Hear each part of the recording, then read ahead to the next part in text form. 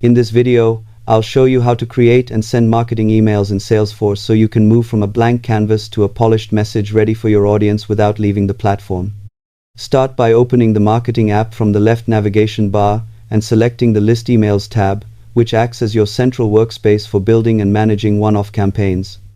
Click Send Email in the top right and choose a layout such as announcement, newsletter, rich text, or plain text depending on your goal. Then enter a clear subject line and begin designing your content on the editor canvas by adding headlines, short paragraphs, images, and a visible call to action button. After shaping the layout, select Save and continue to confirm recipients and choose the correct list or segment so the message reaches the intended audience. Before sending, always preview on desktop and mobile to catch typos or broken links and ensure formatting looks consistent. Subscribe for clear beginner tech tutorials and honest walkthrough videos every week.